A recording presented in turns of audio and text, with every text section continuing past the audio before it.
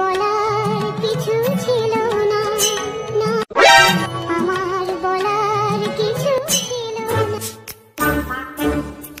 দাদা এই গরিব ছেলেটাকে 10 টাকা 5 টাকা দাও, খুব অসহায় গো দাদা, ঘরে বউ বাচ্চা আছে গো দাদা।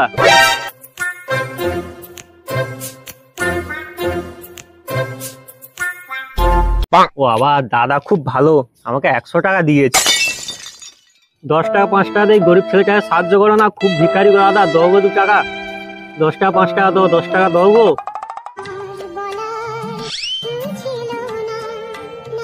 দাদা। অনেকদিন পরে এই প্রথম 50 টাকা দিল। আচ্ছা হোক, কাছে মনে হয় পয়সা কম আছে।